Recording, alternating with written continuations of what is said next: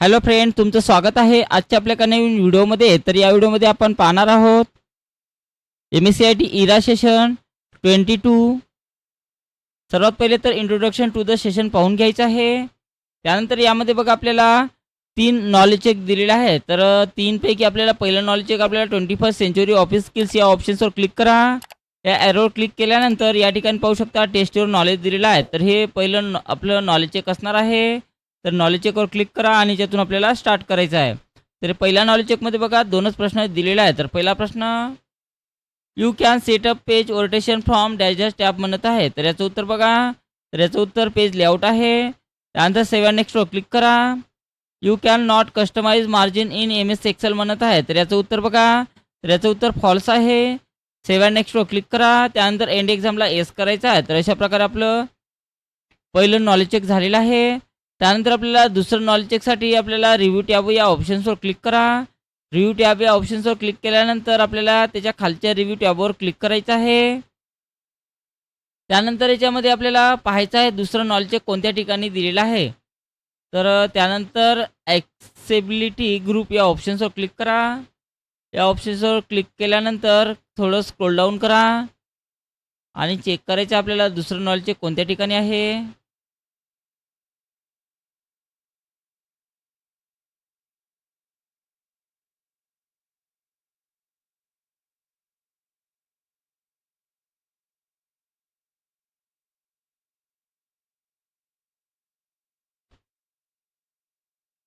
Check करूया आपल्याला कोणत्या ग्रुपमध्ये दिलेलं आहे. तर आवश्यकता पार्टनरिंग विथ AI भाषिनी या ऑप्शनमध्ये आपल्याला दुसरं नॉलेज चेक या ठिकाणी दिलेलं आहे. तर यातून आपल्याला स्टार्ट करायचं आहे. तर दुसऱ्या नॉलेज चेकमध्ये बघा 2च प्रश्न आहे. तर पहिला प्रश्न, which main functionality does Bhashini provide म्हणत आहे. तर याचं उत्तर बघा. तर याचं उत्तर ट्रान्सलेट अँड ट्रान्स्क्राईब लँग्वेज आहे. सेव्ह अँड नेक्स्टवर क्लिक करा. If a user upload spoken Marathi content on Bhashini what will you likely happen next म्हणत आहे. तर याचं उत्तर बघा. तर याचं उत्तर it will translate into English quickly आहे. सेव्ह अँड नेक्स्टवर क्लिक करा. एंड एक्झामला एस करायचा आहे. तर अशा प्रकारे आपल्याला दुसरंही नॉलेज चेक सोडवणं झालेलं आहे आणि तिथे आपला कोर्स पूर्ण आलेला आहे. त्यानंतर तिसऱ्या नॉलेज चेकसाठी आपल्याला भाषिनी विथ AI ॲडोबे पॉडकास्टवर क्लिक करा. क्लिक केल्यानंतर पाहू शकता या खाली आपल्याला तिसरं नॉलेज चेक दिलेलं आहे. तर याच्यामध्ये तिसरं नॉलेज चेक आपल्याला सोडवायचं आहे. तर याच्यातून स्टार्ट करा. यामध्ये सुद्धा आपल्याला 2 प्रश्न दिलेले आहे. What does Adobe podcast improve voice recordings म्हटलेलं आहे. तर याचं उत्तर बघा. तर याचं उत्तर it remove background noise and enhance clarity आहे. सेव्ह अँड नेक्स्टवर क्लिक करा. What is the key benefit of Adobe podcast studio beta features म्हणत आहे. तर याचं उत्तर काय आहे बघा. तर याचं उत्तर converts recorded speech into editable text आहे. सेव्ह अँड नेक्स्टवर क्लिक करा. एंड एक्झामला याच्यातून येस करायचं आहे. तर अशा प्रकारे आपलं तिसरंही नॉलेज चेक सोडवणं झालेलं आहे. त्यानंतर आपल्याला सिम्युलेशन्स क्वेश्चन सोडवायचे आहेत. तर सिम्युलेशन्सवर क्लिक करा आणि याच्यातून स्टार्ट करायचं आहे. तर यामध्ये बघा 4 प्रश्न दिलेले आहेत सिम्युलेशनचे. तर पहिला प्रश्न स्टार्ट करायचे यामधून.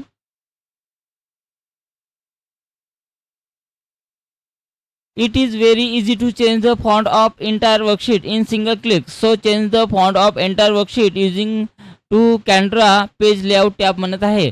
तर आपल्याला पेज लेआउट टॅबमध्ये जाऊन आपल्याला थीम चेंज करायची आहे. तर यासाठी बघा आपल्याला काय करायचं आहे. पेज लेआउटमध्ये जा. त्यानंतर फॉन्टमध्ये जायचं आहे आणि यातून आपल्याला कॅनरा ही थीम त्यामधून घ्यायची आहे आणि त्यानंतर सेव्ह अँड नेक्स्ट होऊ द्या. त्यानंतर ऑटोमॅटिक आपला प्रश्न सबमिट झाल्यानंतर याच्यातून आपल्याला दुसरा प्रश्न लावायचा आहे. यामध्ये बघा काय म्हटलेलं आहे. MS Excel provide 2 types of page rotation for the user and user can select the page rotation as per the need for working on the document. You need more horizontal space so change the page view to landscape rotation म्हणत आहे. तर यासाठी page लेआउटमध्ये जा. रोटेशनमध्ये जायचं आहे. Landscape rotation घ्या आणि त्यानंतर सेव्ह करायचं आहे किंवा ऑटोमॅटिक सबमिट होऊ द्यायचं आहे. Next questions. It is very important to check the spelling mistake before submitting any document to the client. As you have written as article नाव you have to check for spelling mistakes म्हणत आहे. तर याचं उत्तर बघा, तर त्यासाठी आपल्याला रिव्ह्यू टॅबवर जायचं आहे, स्पेलिंगवर जायचं आहे, त्यानंतर येस बटनावर क्लिक करा अशा प्रकारे, त्यानंतर ओके बटनावर क्लिक करायचं आहे आणि त्यानंतर आपलं उत्तर सबमिट होऊ द्या automatic. Next, page size given, use the data about space to use in Excel. 0 that you can take print of the document properly, so to maintain paper size choose page size A4 for your document म्हणत आहे. तर पेजची size A4 करायला सांगितलेली आहे. तर page लेआउटमध्ये जा, त्यानंतर साईजमध्ये जायचं आहे आणि त्यानंतर A4 या साईजवर क्लिक करा अशा प्रकारे आणि त्यानंतर आपलं उत्तर ऑटोमॅटिक सबमिट होत द्यायचं आहे. त्यानंतर एंड एक्झामला एस करा. पाहू शकता आपला स्कोर या ठिकाणी पूर्णपैकी पूर्ण इथं आलेला आहे. त्यानंतर बघा आपल्याला सेल्फ पाथ लर्निंग सोडवायचा, तर या ठिकाणी क्लिक करा सेल्फ पाथ लर्निंगवर आणि ज्यातून आपल्याला प्रोसीड बटनावर क्लिक करा. तर यामध्ये बघा 4 प्रश्न दिलेले आहे. तर पहिला प्रश्न इथून स्टार्ट करायचा आहे. What is the primary function of the themes group in the page layout tab of Microsoft Excel म्हणत आहे. तर याचं उत्तर बघा, तर याचं उत्तर ऑप्शन 2 आहे. व्यवस्थित वाचून घ्या आणि त्यानंतर सेव्ह अँड नेक्स्टवर क्लिक करा. करेक्ट आलं. नेक्स्ट क्वेश्चन्सवर क्लिक करा. The command in the page setup group of the page layout tab in Excel are related to how the dash dash will look म्हणत आहे. तर याचं उत्तर बघा, तर याचं उत्तर असणार आहे वर्कशीट. त्यानंतर सेव्ह अँड नेक्स्टवर क्लिक करा. करेक्ट आलं. नेक्स्ट करा.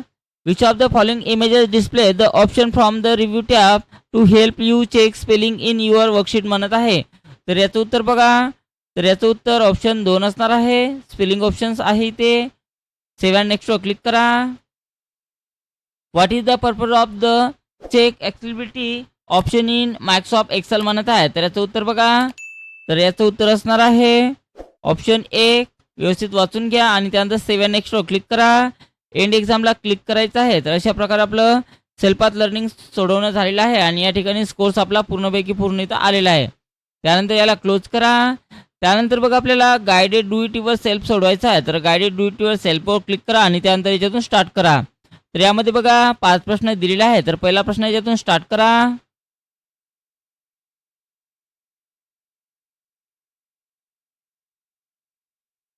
पहिल्या प्रश्नामध्ये बघा काय म्हटलेलं आहे.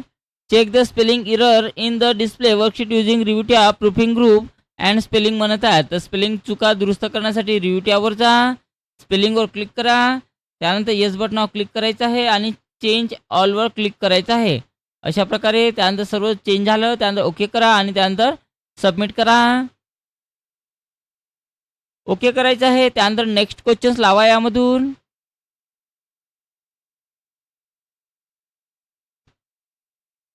Check the spelling error in the display document using the review tab proofing group and spelling options म्हणत आहे. तर पुन्हा आपल्याला चुका दुरुस्त करण्यासाठी रिव्ह्यू टॅबवर जा, स्पेलिंगवर क्लिक करा, चेंज ऑलवर क्लिक करा, त्यानंतर याला क्लोज बटनावर क्लिक करायचं आहे. त्यानंतर ओके बटनावर क्लिक करा आणि त्यानंतर सबमिट करायचं आहे. ओके करा आणि त्यानंतर पुढचा प्रश्न लावायचा आहे.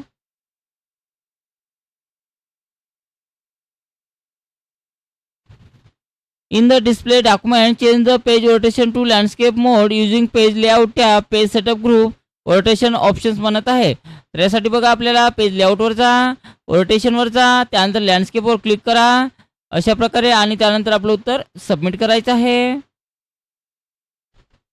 त्यानंतर नेक्स्ट क्वेश्चन्स लावा यामधून.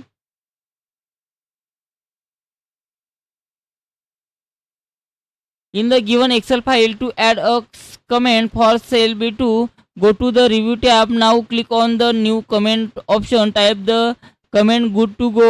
हे आपल्याला कमेंट त्यामध्ये द्यायचे आहे. तर सेल B2 ला सिलेक्शन करा. B2 ला सिलेक्शन केलं त्यानंतर रिव्ह्यू टॅबवर जा, त्यानंतर न्यू कमेंटवर क्लिक करा आणि यामध्ये बघा आपल्याला गुड टू गो हे कमेंट त्यामध्ये टाईप करायचे आहे. गुड टू गो अशा प्रकारे टाईप करा. त्यानंतर बाहेर क्लिक करा आणि त्यानंतर आपलं उत्तर सबमिट करायचं आहे. शेवटचा प्रश्न लावा यामधून.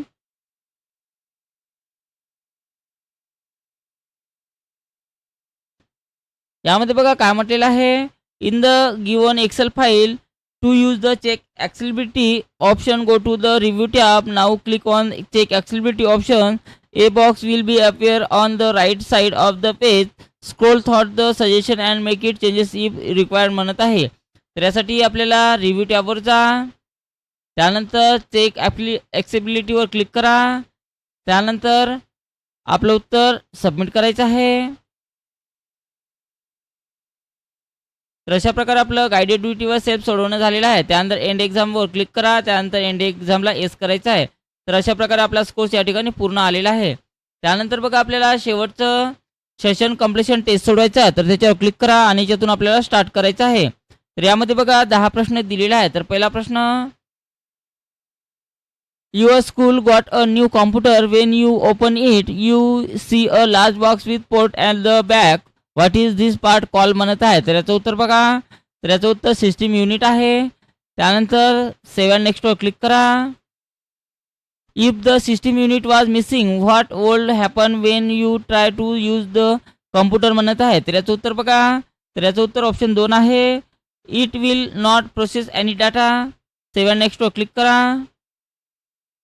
रवी open his CPU case and saw a green board with many small chips. What is this board call म्हणत आहे. तर याचं उत्तर बघा, तर याचं उत्तर ऑप्शन 2 आहे, मदरबोर्ड.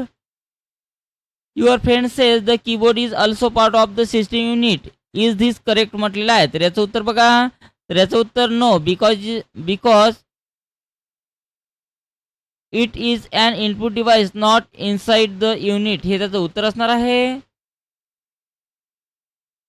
तर याचं उत्तर ऑप्शन 2 आहे. त्यानंतर सेव्ह नेक्स्टवर क्लिक करा. Which part of the system unit connect all hardware component together म्हणत आहे. तर याचं उत्तर बघा, तर याचं उत्तर मदरबोर्ड आहे, ऑप्शन 2. सेव्ह नेक्स्टवर क्लिक करा. Your school want to increase the processing speed of computer. Which component should be upgraded म्हणत आहे. तर याचं उत्तर बघा, तर याचं उत्तर असणार आहे प्रोसेसर. सेव्ह नेक्स्टवर क्लिक करा. A student is installing more RAM into a computer. Why might they do this म्हणत आहे. तर याचं उत्तर बघा, तर याचं उत्तर टू इम्प्रूव्ह मल्टीटास्किंग स्पीड्स आहे. सेव्ह नेक्स्टवर क्लिक करा. If your hard disk fails which problem might you face म्हणत आहे. तर याचं उत्तर बघा, तर याचं उत्तर computer will loss all store data. हे त्याचं उत्तर असणार आहे. तर ऑप्शन 1 वर क्लिक करा. त्यानंतर सेव्ह नेक्स्टवर क्लिक करायचं आहे. Why is the power supply unit important for the system unit म्हणत आहे. तर याचं उत्तर it provide usable power to all component आहे. त्यानंतर सेव्ह नेक्स्टवर क्लिक करा. If the fan inside the system unit stop working that is the risk म्हणत आहे. तर याचं उत्तर बघा, तर याचं उत्तर component may other overheat and get damage आहे. त्यानंतर सेव्ह नेक्स्टवर क्लिक करा. त्यानंतर एंड एक्झामला येस करायचं आहे. तर अशा प्रकारे आपलं सेशन कंप्लीशन टेस्टमध्ये कोर्स पूर्ण आलेला आहे. तर अशा प्रकारे आपल्याला इरा सेशन 22 कम्प्लिटली सोडवायचं आहे.